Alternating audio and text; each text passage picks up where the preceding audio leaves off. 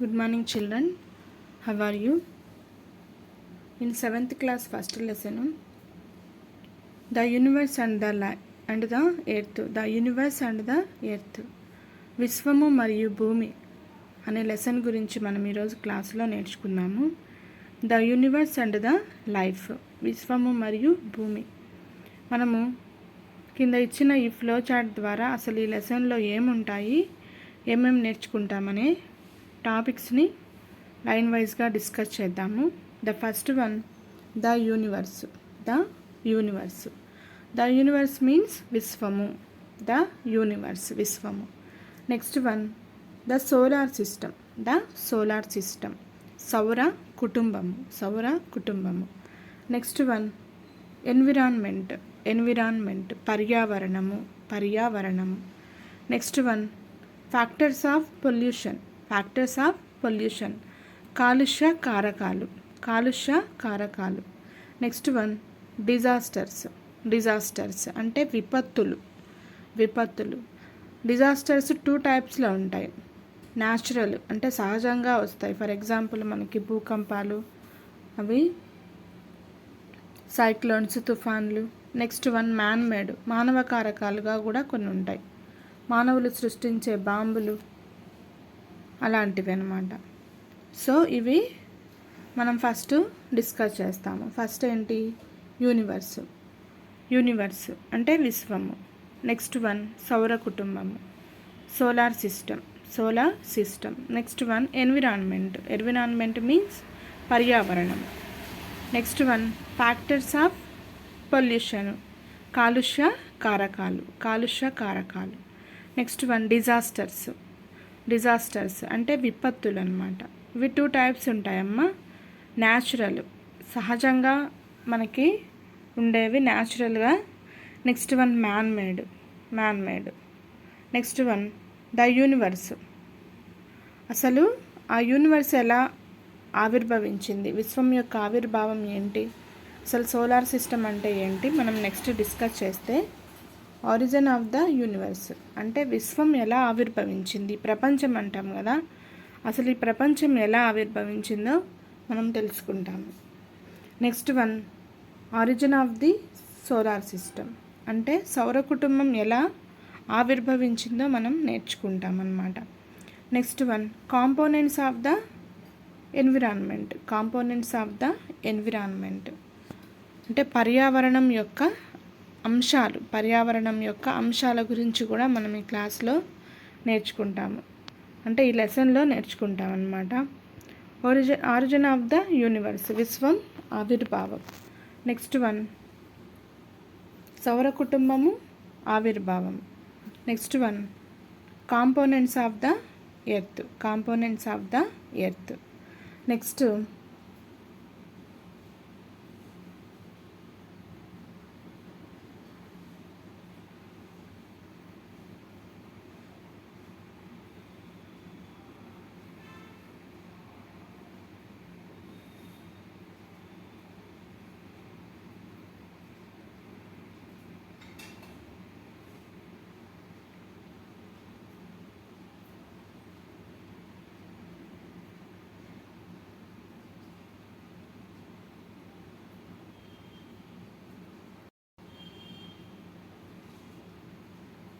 Next మనం గమనించినట్లయితే environment ఉంది కదమ్మా.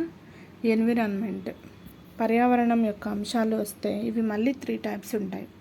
ఫస్ట్ న్యాచురల్ సహజ. నెక్స్ట్ వన్ హ్యూమన్ మానవ. నెక్స్ట్ వన్ మానవ నిర్మిత అంటే మ్యాన్ మేడ్. ఫస్ట్ వన్ పర్యావరణం యొక్క అంశాలు చూస్తే సహజంగా ఉండేవి న్యాచురల్. నెక్స్ట్ వన్ హ్యూమన్ మానవ కారకం. నెక్స్ట్ మ్యాన్ మేడ్ మానవ కారక. ఎన్విరాన్మెంట్ న్యాచురల్ అంటే సహజంగా. నెక్స్ట్ హ్యూమన్ అంటే మానవ. నెక్స్ట్ మ్యాన్ మేడ్ అంటే మానవ నిర్మిత. మానవ నిర్మిత. నెక్స్ట్ వన్, ఈ సహజంలోనే మళ్ళీ 2 టైప్స్ ఉంటాయి అన్నమాట. న్యాచురల్గా ఉండే పర్యావరణ అంశాలే 2 టైప్స్ ఉంటాయి. First one, non living organs. Non living organs నిర్జీవమైనవి. నిర్జీవమైనవి అంటే మనకి జీవంతో లేకుండా ఉంటాయి అన్నమాట. వాటిని నాన్ లివింగ్ ఆర్గాన్స్ అంటాము. వాటిల్లో ఫస్ట్ మనం గమనించినట్లయితే లిథోస్పియర్. లిథోస్పియర్ మీన్స్ ల్యాండ్, శిలావరణము అంటాం అన్నమాట. దీనిని మనం శిలావరణము అంటాము. మోస్ట్ ఎగ్జాంపుల్ దీనికి ల్యాండ్, భూమి. లిథోస్పియర్ భూమి. నెక్స్ట్ వన్ హైడ్రోస్పియర్ అంటే వాటర్ అన్నమాట, జలావరణము, జల ఆవరణము. దీంట్లో మొత్తం వాటర్ ఉంటుంది. ఎగ్జాంపుల్ సముద్రాలు, seas, rivers, oceans. Next one atmosphere means air, వాతావరణం. Next one interiors of the earth అంటే లిథోస్పియర్లో ఇంటీరియర్ ఆఫ్ ద ఎర్త్, భూమి యొక్క అంతర్భాగం గురించి మనము తెలుసుకుంటాము. నెక్స్ట్ అట్మాస్ఫియర్లో లేయర్స్ ఆఫ్ ద అట్మాస్ఫియర్ అంటే వాతావరణం యొక్క పొరలను గురించి మనము తెలుసుకుంటామన్నమాట. నెక్స్ట్ వన్ ఇక్కడ లివింగ్ ఆర్గాన్స్ అంటే సజీవమైనవి అన్నమాట. సజీవమైనవి అంటే for example animals, plants, human beings సజీవంగా ఉండేవి కదా, దీనిని మనము బయోస్పియర్ అంటాము. జీవావరణము జంతువులు, ఫర్ ఎగ్జాంపుల్ ఎనిమల్స్, ప్లాంట్స్, జంతువులు, మొక్కలు అన్నమాట. జంతువులు మొక్కలు. మనం ఫస్ట్ గమనించినట్లయితే ఎన్విరాన్మెంట్ ఉంది కదా, ఎన్విరాన్మెంట్ 3 టైప్స్లో ఉంటుంది. అవి natural, human and man-made. Natural అంటే సహజమైనవి, హ్యూమన్ మీన్స్ మానవ, అలాగే నెక్స్ట్ మ్యాన్మేడ్ అంటే మానవ నిర్మితమైనవి. అలాగే ఈ న్యాచురల్ సహజంగా ఉండేవి 2 టైప్స్లో ఉంటాయి. అవి నాన్ లివింగ్ ఆర్గాన్స్ అంటే నిర్జీవమైనవి, అంటే జీవంతో లేనివన్నమాట. అవి మనకి 3 టైప్స్ ఉంటాయి. ఫస్ట్ వన్ లిథోస్పియర్ అంటే శిలావరణము అని అర్థము. సో దీంట్లో ఎస్పెషల్లీ మనము ల్యాండ్, భూమి ఉంటుందన్నమాట. భూమిలో ఉన్న రాళ్ళు, వాటి గురించి మనము నేర్చుకుంటామన్నమాట. సో దీంట్లోనే ఇంటీరియర్ ఆఫ్ ది ఎర్త్ భూమి యొక్క అంతర్భాగం గురించి మనం నేర్చుకుంటాం. Next one hydrosphere means water. Example seas, oceans, rivers. దీనినే మనము హైడ్రోస్పియర్ని మనం జలావరణం కూడా అని అంటాము. నెక్స్ట్ వన్ అట్మాస్ఫియర్ అంటే ఎయిర్, గాలి, వాతావరణం అన్నమాట. లేయర్స్ ఆఫ్ ద అట్మాస్ఫియర్ అంటే వాతావరణంలో ఉండే పొరలను గురించి మనం తెలుసుకుంటాము. నెక్స్ట్ వన్ జీవావరణము అంటే ఇవి సజీవమైనదన్నమాట, లివింగ్ ఆర్గాన్స్ కిందికి వస్తుంది. సో బయోస్పియర్ అంటే జీవావరణం. ఎగ్జాంపుల్ యానిమల్స్, ప్లాంట్స్, ఇవి జీవంతో కూడి ఉంటాయి కాబట్టి దీనిని మనం బయోస్పియర్ కింద చెప్పవచ్చు అన్నమాట. ఇది మనం ఇవి మనకి లెసన్లో మోస్ట్గా ఉండే పాయింట్స్ అన్నమాట. Next one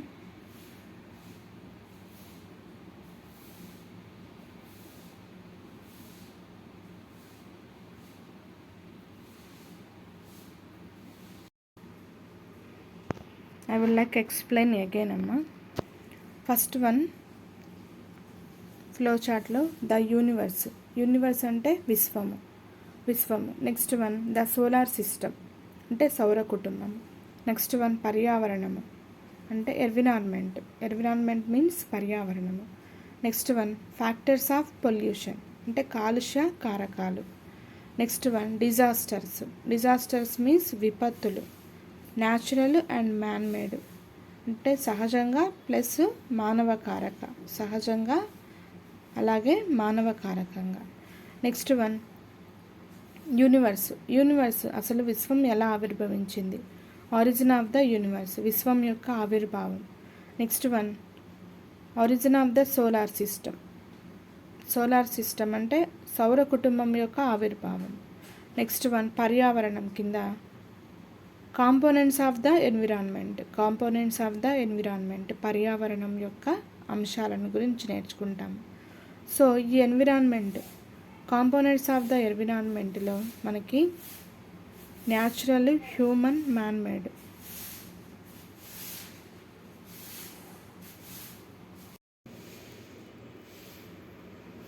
so factors of the pollution, environment, components of the ఎన్విరాన్మెంట్లో మనకి న్యాచురల్, హ్యూమన్, మ్యాన్ మేడ్ అంటే సహజ, మానవ నిర్మిత అయినవి మనము నేర్చుకుంటాము. నెక్స్ట్ వన్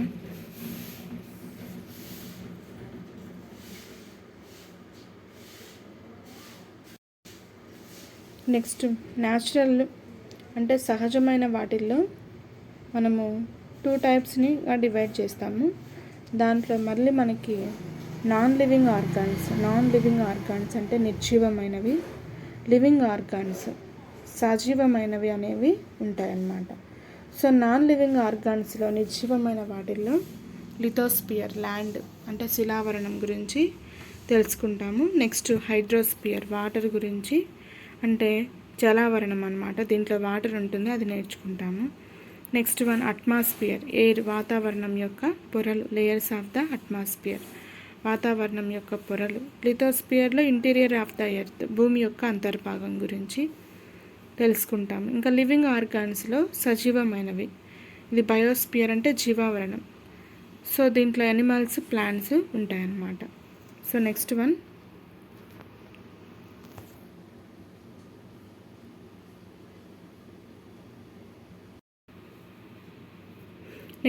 ద యూనివర్స్, విశ్వం గురించి చూద్దాము.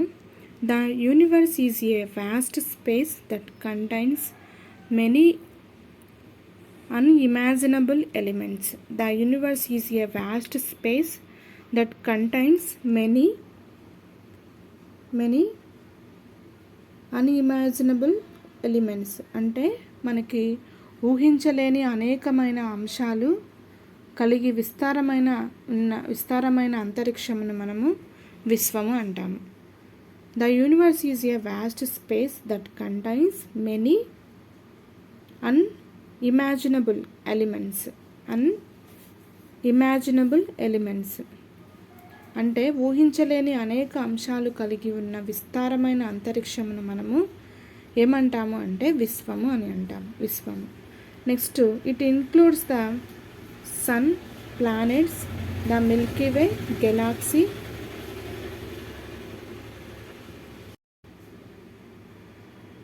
So it includes the sun, planets, the Milky Way galaxy and all the other galaxies.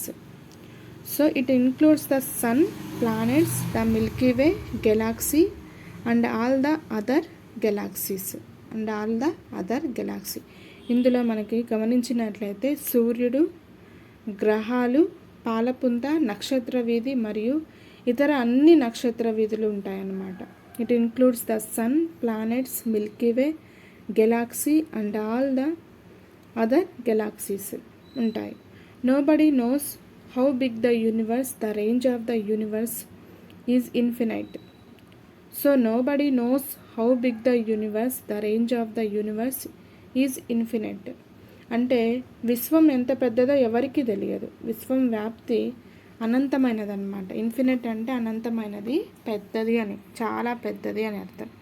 Nobody knows how big the universe, the range of the universe is infinite అంటే విశ్వం ఎంత పెద్దదో ఎవరికీ తెలియదు. So విశ్వం వ్యాప్తి చాలా అనంతమైనది అని అర్థం. I would like to explain again.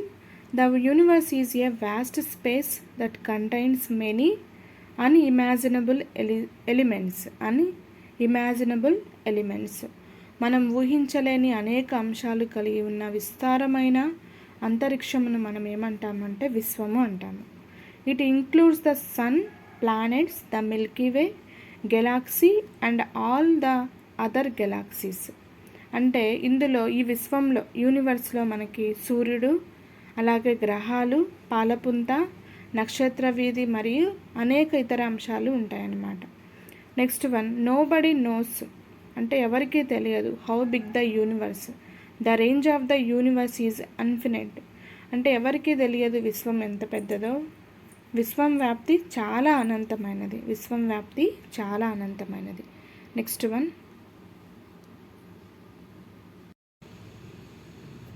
Next one, the science that studies the universe is called astronomy. The science that studies the universe is called astronomy. అంటే విశ్వాన్ని అధ్యయనం చేసే శాస్త్రాన్ని మనము ఏమంటాము అంటే ఖగోళ శాస్త్రము అని అంటాము. ఖగోళ శాస్త్రము. The science that studies the universe is called astronomy. విశ్వాన్ని అధ్యయనం చేసే శాస్త్రాన్ని ఖగోళ శాస్త్రం అంటాము. This is called cosmology in the Russian language and astronomy in English language. So దీనిని మనము ఆస్ట్రానమీని రష్యన్ భాషలో కాస్మాలజీ అని అంటాము. రష్యన్ లాంగ్వేజ్లో కాస్మాలజీ అంటాము. నెక్స్ట్ వన్, ఇంగ్లీష్ లాంగ్వేజ్లో ఆస్ట్రానమీ అని అంటాము. ఇంగ్లీష్ లాంగ్వేజ్లో ఏమంటాము అంటే ఆస్ట్రానమీ అని అంటాము అన్నమాట. The science that studies the universe is called astronomy. విశ్వాన్ని అధ్యయనం చేసే శాస్త్రాన్ని ఖగోళ శాస్త్రం అంటాము. ఖగోళ శాస్త్రం. So this is called cosmology in the Russian language. దీనిని మనము రష్యన్ లాంగ్వేజ్లో కాస్మాలజీ అని అంటాము. Cosmology. Next one, and astronomy in the English లాంగ్వేజ్లో ఆస్ట్రానమీ అని అంటాము. Next one,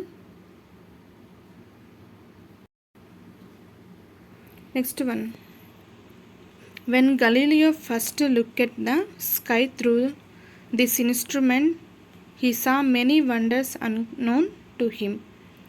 When Galileo first looked at the sky through this instrument, he saw many wonders unknown to him. అంటే Galileo అనే ఒక ఖగోళ పరిశోధకుడు అన్నమాట. ఈయన విశ్వంలో అనేక వింతలను చూశాడనమాట. ఖగోళ శాస్త్రంలో శాస్త్రీయ పరిశోధన కలిగిన గలీలియో అనే ఇటాలియన్ ఖగోళ శాస్త్రవేత్తతో ప్రారంభమైంది. సో ఈయన విశ్వంలోకి చూసినప్పుడు, ఆకాశంలోనికి చూసినప్పుడు ఆయనకి చాలా వండర్స్ కనిపించాయి. సో ఖగోళ శాస్త్రంలో శాస్త్రీయ పరిశోధన గలీలియో అనే ఇటాలియన్ ఖగోళ శాస్త్రవేత్తతో ప్రారంభమైంది. Next one,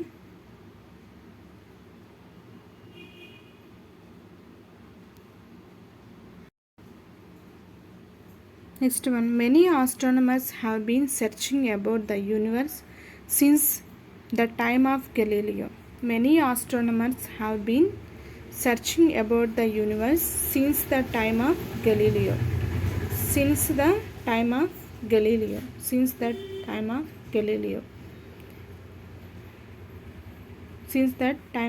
Galileo. సో ఈయన టెలిస్కోప్ అనే పరికరాన్ని తయారు చేశాడు. ఎవరు? గెలీలియో అన్నమాట. ఖగోళ శాస్త్రంలో శాస్త్రీయ పరిశోధన గెలీలియో అనే ఇటాలియన్ ఖగోళ శాస్త్రవేత్తతో ప్రారంభమైందని చెప్పాను కదా. అయితే మెనీ ఆస్ట్రోనమర్స్, ఇప్పటికి కూడా చాలామంది ఆస్ట్రోనమర్స్ యూనివర్స్ని గురించి సెర్చ్ చేస్తూనే ఉన్నారన్నమాట. అయితే వారికి ఇంతవరకు ఏ ఆధారాలు కనిపించలేదు. కానీ Galileo, there is no conscious among scientist on the origin of the earth. అంటే వారికి ఇంకా అసలైన విశ్వం ఏంటో తెలియలేదన్నమాట. నెక్స్ట్ వన్,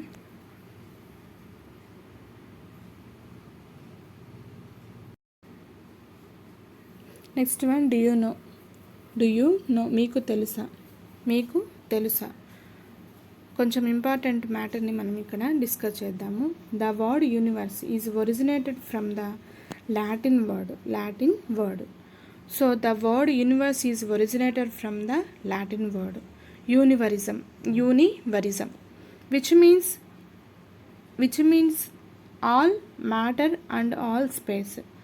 యూనివర్స్ అంటే మనకి meaning which means all matter and all space. అంటే విశ్వం అనే పదము లాటిన్ పదమైన యూనివర్సమ్ నుండి వచ్చిందనమాట. ఈ word universe is originated from the Latin word universum. అంటే విశ్వం అనే పదము లాటిన్ పదమైన యూనివర్సమ్ నుండి ఉద్భవించింది అనమాట. దీనికి అర్థం ఏంటి అంటే మొత్తం పదార్థము లేకపోతే మొత్తము అంతరిక్షము అని అర్థం అన్నమాట. విశ్వం అనే పదము ఫస్ట్ లాటిన్ పదమైన యూనివర్సం నుండి ఉద్భవించింది. సో దీనికి అర్థం ఏంటి? యూనివర్సం కంటే మొత్తము పదార్థము లేదా మొత్తము అంతరిక్షము అని అర్థము. So the universe is expanding about 70 kilometres per second. The universe is expanding about 70 kilometres per second. అంటే విశ్వం సెకనుకు 70 కిలోమీటర్ల మేర విస్తరించిందనమాట. విశ్వము సెకన్కి 70 కిలోమీటర్ల మేర విస్తరించిందనమాట. First the universe is expanding about 70 kilometres per second. అంటే ఈ విశ్వం సెకనుకు 70 కిలోమీటర్ల మేర విస్తరించి ఉందన్నమాట. ఇంకెంత పెద్దదో మనము ఊహించుకోగలం. Next I will explain again. The word universe is originated from the Latin word universum. The universum which means all matter and all space. అంటే యూనివరిజం అనే వర్డ్ లాటిన్ వర్డ్ నుంచి వచ్చిందనమాట. యూనివరిజం అంటే మొత్తం పదార్థము లేకపోతే మొత్తం అంతరిక్షం అని అర్థం అన్నమాట. So the universe is expanding about 70 kilometres per second. So ఈ విశ్వం సెకనుకు 70 కిలోమీటర్ల మేర విస్తరించి ఉంది. నెక్స్ట్ వన్ ఆస్ట్రోనమర్ అంటే ఖగోళ శాస్త్రవేత్త. An astronomer is a scientist who studies the stars, planets and other natural objects in space. An astronomer is a scientist who studies the stars, planets and other natural objects in space. అంటే అంతరిక్షంలో ఉన్న నక్షత్రాలు, గ్రహాలు మరియు ఇతర సహజ వస్తువులను అధ్యయనం చేసే వ్యక్తిని మనము ఆస్ట్రోనమర్ ఖగోళ శాస్త్రవేత్త అంటాము. So an astronomer is a scientist who studies the stars, planets and other natural objects in space. That is called the astronomer. అంటే అంతరిక్షంలో నక్షత్రాలు, గ్రహాలు మరియు ఇతర వస్తువులను అధ్యయనం చేసే వ్యక్తిని ఖగోళ శాస్త్రవేత్త అంటాము. Next one origin of the universe. మనం ఫ్లో చార్ట్లో చెప్పుకున్నాం కదా. First origin of the universe, విశ్వం యొక్క ఆవిర్భావం గురించి నెక్స్ట్ మనం డిస్కస్ చేద్దాము. There are many theories about the origin of the universe. Among them is the big bang theory. అంటే విశ్వం ఆవిర్భావం గురించి అనేక సిద్ధాంతాలు వచ్చాయి. విశ్వం అప్పుడు పుట్టింది, ఇప్పుడు పుట్టిందని చాలా సిద్ధాంతాలు ఉన్నాయి. కానీ వాటిలో ఒక సిద్ధాంతము, దానినే బిగ్ బ్యాంగ్ థియరీ అంటాము. దానిని తెలుగులో మహావిస్ఫోటన సిద్ధాంతము అని అంటాము. విశ్వం ఆవిర్భావం గురించి అనేక సిద్ధాంతాలు ఉన్నప్పటికీ కూడా వాటిలో మెయిన్ ఒక సిద్ధాంతం ఏంటంటే బిగ్ బ్యాంగ్ థియరీ. దానిని తెలుగులో మహావిస్ఫోటన సిద్ధాంతం అంటాము. There are many theories about the origin of the universe. One among them is the big bang theory. అంటే విశ్వం ఆవిర్భావం గురించి అనేక సిద్ధాంతాలు ఉన్నప్పటికీ కూడా వాటిలో మెయిన్ ఏంటంటే big bang theory. Next one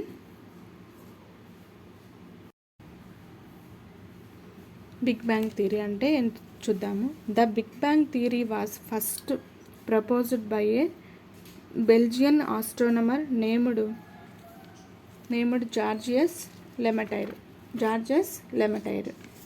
జార్జెస్ Lemaitre అన్నమాట. The big bang theory was first proposed by Belgian astronomer Georges Lemaitre. విశ్వం ఆవిర్భావం గురించి మనకి బిగ్ బ్యాంగ్ థియరీ గురించి మొదట తెలియజేసిన శాస్త్రవేత్త ఎవరు అంటే ఈయన జార్జెస్ లెమైటర్. ఈయన ఏ దేశానికి చెందినవాడు అంటే బెల్జియం అనే దేశానికి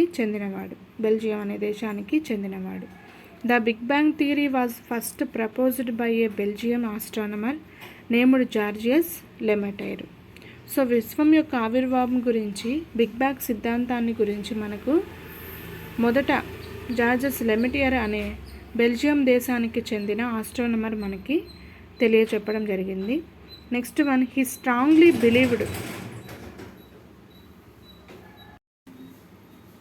He strongly believed present-day universe began and has expanding from a tiny atom about 13.7 billion years ago. He strongly believed that the present-day universe began and has been expanding from a tiny atom about 13.7 billion years ago. 13.7 billions ago. అంటే ఈయన బాగా విశ్వసించాడు. ఏంటి అంటే ప్రస్తుతం విశ్వం ఉంది కదా, ప్రస్తుతం మన భూమి విశ్వము 13.7 బిలియన్ సంవత్సరాల క్రిందటమే ఒక అణువు నుంచి ప్రారంభమై నేటికి విస్తరిస్తూ ఉందని ఈయన గట్టిగా నమ్మాడనమాట.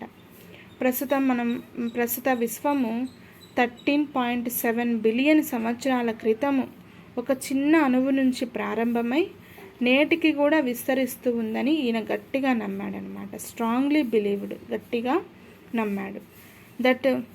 That teeny atom was like a small ball with infinite temperature.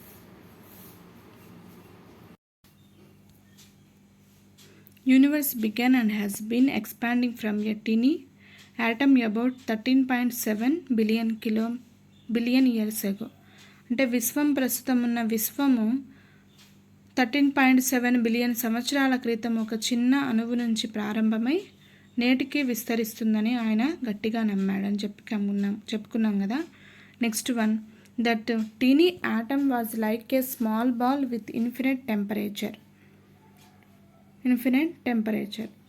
అయితే ఆ చిన్న అణువు అనంతమైన ఉష్ణోగ్రత మరియు అనంతమైన సాంద్రత కలిగి చిన్న బంతిలా ఉంది. విశ్వము ఒక చిన్న అణువు నుంచి ప్రారంభమైందని చెప్పాను కదా. అయితే ఆ చిన్న అణువు అనంతమైన ఉష్ణోగ్రత అలాగే అనంతమైన సాంద్రత కలిగిన చిన్న బంతిలా ఉంది. Next one,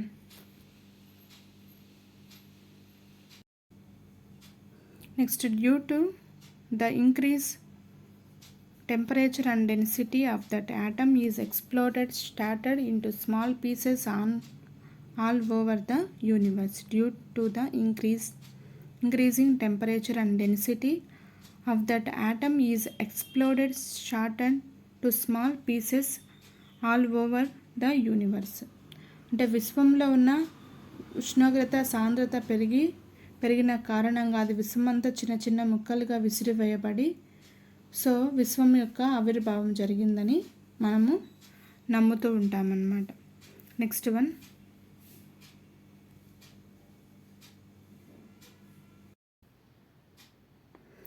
has a result stars, galaxies, planets, satellites and celestial objects are formed the universe. As a result, stars, galaxies, planets, satellites and celestial objects are formed in the universe. అయితే అణువు యొక్క ఉష్ణోగ్రత మరియు సాంద్రత పెరిగిన కారణంగా అది పేలిపోయి విశ్వమంతా చిన్న చిన్న ముక్కలుగా విసిరివేయబడింది అన్నాం కదా. సో దాని ఫలితంగా మనకి నక్షత్రాలు, విశ్వంలో గెలాక్సీలు, గ్రహాలు, ఉపగ్రహాలు, ఖగోళ వస్తువులు ఏర్పడ్డాయి. Galaxies, planets, satellites, celestial objects, ఖగోళ వస్తువులు మనకి విశ్వంలో ఆవిర్భవించాయన్నమాట. The expansion of the universe is occurring till today. అంటే విశ్వం యొక్క విస్తరణ నేటికి కూడా జరుగుతూనే ఉంది.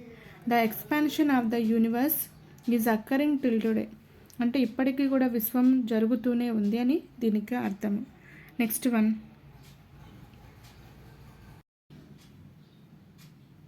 According to astronomers at least 125 billion galaxies are there in the universe. అంటే ఖగోళ శాస్త్రవేత్తల ప్రకారము విశ్వంలో కనీసము 125 బిలియన్ గెలాక్సీస్ ఉన్నాయన్నమాట. గెలాక్సీ అంటే ఏంటి? పాలపుంత. చాలా నక్షత్రాలు, కొన్ని కోట్ల నక్షత్రాలు ఉంటాయి. అలాంటివి 125 బిలియన్ గెలాక్సీస్ ఉన్నాయని ఆస్ట్రోనమర్స్ యొక్క ప్రాథమిక లెక్క అన్నమాట. According to the astronomers at least 125 billion galaxies are there in the universe. అంటే ఖగోళ శాస్త్రవేత్తల ప్రకారము విశ్వంలో కనీసం 125 బిలియన్ గెలాక్సీలు ఉన్నాయి. Next one, the distance from one edge of the Galaxy to the other is 1,20,000 light years. 1,20,000 light years అంటే మనము Galaxy యొక్క అంచు నుంచి మరో అంచుకు దూరము 1,20,000 కాంతి సంవత్సరాలు. పాలపుంతలుగా పిలువబడుతున్న గెలాక్సీలలో మన సౌర కుటుంబంలో కలదనమాట.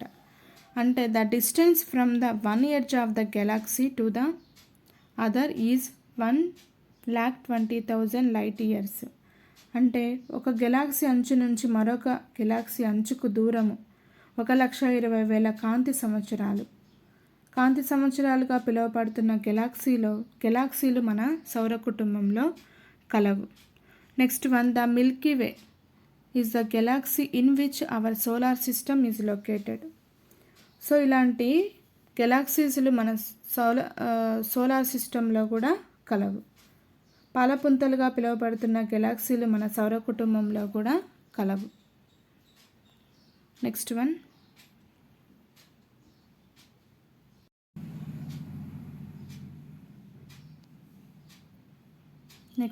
డూ యూ నో, మీకు తెలుసా?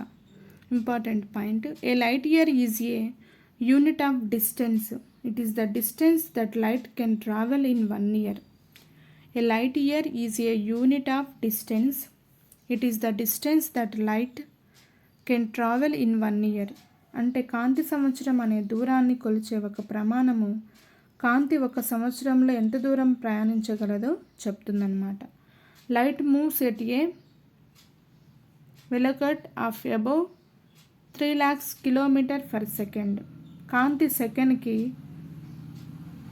3 లక్షల కిలోమీటర్ల దూరంతో ప్రయాణిస్తుంది, కిలోమీటర్ల వేగంతో ప్రయాణిస్తుంది. కాంతి సంవత్సరానికి సెకండ్కి 3 lakhs అంటే 3 లక్షల కిలోమీటర్ల వేగంతో ప్రయాణిస్తుంది. A light year is a unit of distance. It is the distance that light can travel in 1 year. అంటే కాంతి సంవత్సరం అనే దూరాన్ని మనం కొలిచేటప్పుడు ఒక ప్రమాణం ఉంటుంది, దానిని మనం కాంతి సంవత్సరంతో లెక్క కడతాము. కాంతి సంవత్సరం అనే దూరాన్ని కొలిచే ఒక ప్రమాణము కాంతి ఒక సంవత్సరంలో ఎంత దూరం ప్రయాణించగల దూరం అన్నమాట. సో కాంతి సెకండ్కి 3 లక్షల కిలోమీటర్ల వేగంతో ప్రయాణిస్తుంది. ఒక సెకండ్కే 3 లక్షల కిలోమీటర్ల వేగంతో ప్రయాణిస్తుంది. So children, thank you. Have a nice day.